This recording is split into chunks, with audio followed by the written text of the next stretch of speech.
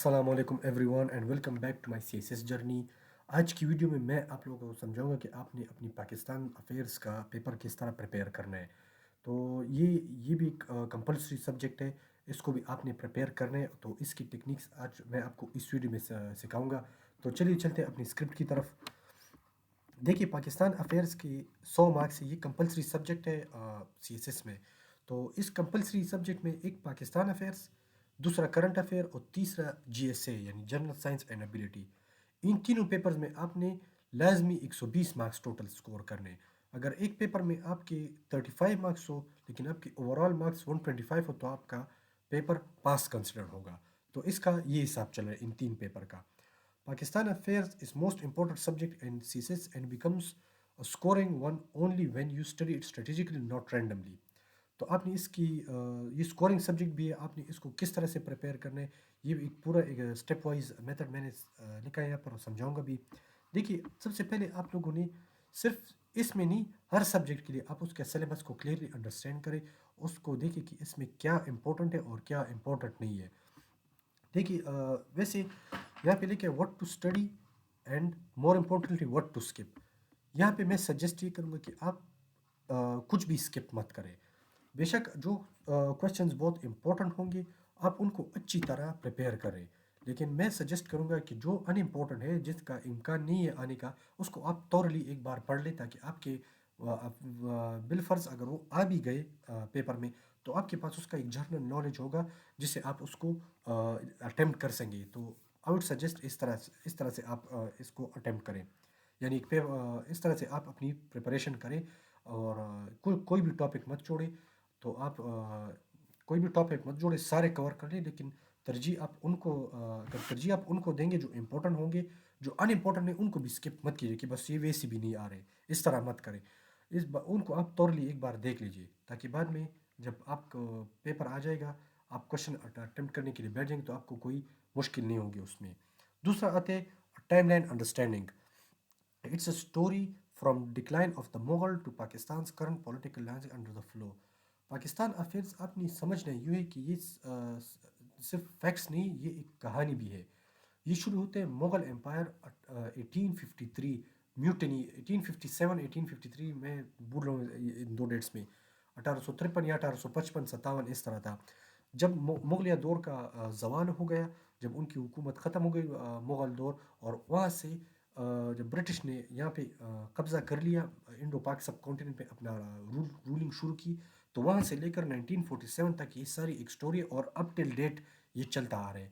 तो आपने ये सारे फैक्ट्स को याद करने और याद रखने कि यहाँ पर कौन से ईयर में क्या हुआ था और किस तरह हुआ था। जैसे इलाहाबाद एड्रेस हो गया, लाहौर रेजोल्यूशन हो गया, और इस तरह दीगर कुछ वो पार्टीशन ऑफ बंगाल था 1913 1911 1906 में था, बंगाल एंड असम, इस तरह के कुछ मेजर इवेंट्स है, ये भी आपने याद याद रखने हैं। अच्छा, फिर आते हैं यूज़ लिमिटेड ऑथेंटिक सोर्सेज। देखिए, आप अपने लिए एक ही बुक चूज़ करें, आप मल्टीपल बुक से स्टडी ना करें। आप अपनी रिसर्च कर ले, जो बुक सबसे अच्छा होगा आप उसी बुक को पिक कर ले और उसी से आप स्टडी कर ले। उससे आप स्टडी कर ले, और बाकी जो सोर्सेज आप है, जर्नल्स, रिपोर्ट्स, न्यूज़पेपर्स, उससे आप मुख्तलिफ़ चीज़ें ले या उससे कंपेयर कर ले हिस्ट्री को और इससे, ताकि आपको एक वेरीफाइड वो मिल जाएगा, एक सोर्स मिल जाएगा, आप उससे अपने नोट्स बनाए। तो ये एक तरीकाकार है। Look history with current affairs. देखिए, पास जो इवेंट्स हुए थे आप उनको यहाँ पे भी रेफ़र कर सकते हैं, लेकिन उसके लिए होना ज़रूरी है कि आपने हिस्ट्री स्टडी की होगी। आपको हिस्ट्री के बारे में पता होना चाहिए कि कौन से बादशाह के दौर में क्या हुआ था, कौन से रिफॉर्म्स आए थे, कौन से रिफॉर्म्स कहाँ से शुरू थे और आज उसको कहाँ पर इम्प्लीमेंट होना है। तो ये आपने ये भी स्टडी करना है, आपने इसको भी प्रिपेयर करना है कि आपको आपका पेपर सिर्फ नरेटिव नहीं बनेगा बल्कि एनालिटिकल भी बनेगा। उससे चेकर को ये अंदाज़ा होगा, इम्प्रेशन होगा कि आपने वाकई में पढ़ लिखा है, और उनको ये अंदाज़ा होगा कि इस स्टूडेंट ने पढ़ाई की है और ये इस अहल है, इसको पासिंग मार्क्स देने चाहिए। तो ये इस तरह आप एक अटेम्प्ट कर ले, इस तरह से भी आप प्रिपरेशन कर ले।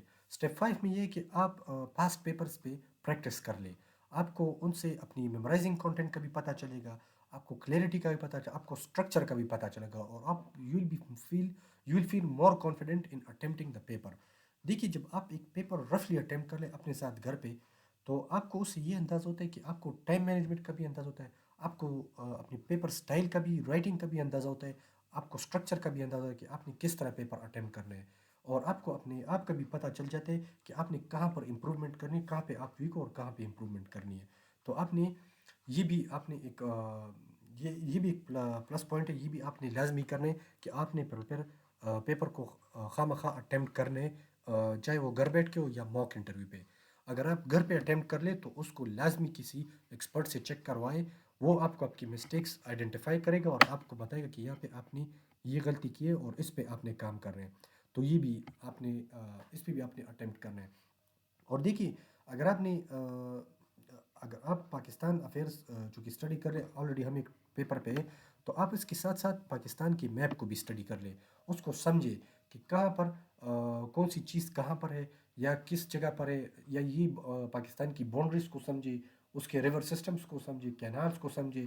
آپ آلریڈی اس پیپر کو پڑھ رہے ہیں تو آپ کوشش کریں کہ اس کو بھی آپ اسٹڈی کر لیں۔ آپ یہ سمجھیں کہ کون سے صوبے میں کون سے منرلز پائے جاتے ہیں، یا کون سے صوبے میں کتنی پروڈکشن ہے، کیا کیا ریسورسز ہے۔ آپ ان تمام چیزوں کو اسٹڈی کر لیں۔ اگر بالفرض پیپر میں یہ آ بھی گئے یا ایم سی کیوز آ گئے اس کے بارے میں ایم پی ٹی میں، تو آپ کو اس کے متعلق کوئی مشکلات نہیں ہوگی۔ اور جب آپ پیپر لکھ رہے ہیں تو کوشش کر لیں آپ کو میپ بنانا آتا ہو، آپ میپ کو ریوائز کریں، کیونکہ پاکستان افیئرز اور کرنٹ افیئرز میں، خاص کر پاکستان افیئرز میں، آپ کو میپ بنانا آنا چاہیے۔ آپ کو اپنے پاکستان کا میپ بنانا آنا چاہیے اور اس کو یاد، اگر ان ڈیٹیل نہیں بنا سکتے کہ کون سا ضلع کہاں پر ہے، تو اتنا بنا لیجئے کہ آپ کو شہروں کے، سوری، آپ کو صوبے پتہ ہونا چاہیے کہ کدھر لوکیٹڈ ہے، اور آپ کو یہ پتہ ہونا چاہیے کہ ان صوبوں کے دارالخلافت، جو یعنی اسلام آباد تو مین کیپٹل ہے، پنجاب کا لاہور ہے، لاہور کا لوکیشن آپ کو پتہ ہونا چاہیے، آپ کو پشاور کا پتہ ہونا چاہیے، کراچی کا پتہ ہونا چاہیے، اور کوئٹہ کو، اور پھر گلگت بلتستان، آپ کو ان تمام چیزوں کا پتہ ہونا چاہیے کہ کون سے کہاں پر ہے۔ تو اور جب نوٹس بنائیں گے آپ، تو اس کو آپ اس طرح بنائیں کہ آپ بلٹ پوائنٹس پہ نوٹ ڈاؤن کریں، اور آؤٹ سجیسٹ کہ آپ ریٹن نوٹس بنائیں، کیونکہ ریٹن سے آپ کو یہ فائدہ ہو کہ آپ کو میمورائزیشن میں بھی آسانی ہوگی، اور آپ اس کو اپنے ساتھ بھی لے جا سکتے ہیں، پیپر سے پہلے آپ اس کو ریوائز بھی کر لیں، اور جو میجر پوائنٹس ہیں آپ اس کو بلٹ پوائنٹس میں نوٹ ڈاؤن کر لیں، آپ کو پیپر اٹمپٹ کرنے میں کوئی مسئلہ نہیں آئے گا۔ سوری، آپ اس کو اپنے ساتھ بلٹ پوائنٹس میں نوٹ ڈاؤن کریں، اور آپ کو اس کی ریویژن کرنے میں کوئی مسئلہ نہیں آئے گا۔ تو یہ تھی آج کی ویڈیو، امید ہے آپ کو میرا کنٹینٹ پسند آیا ہوگا۔ آج کے لیے اتنا ہی، اللہ حافظ۔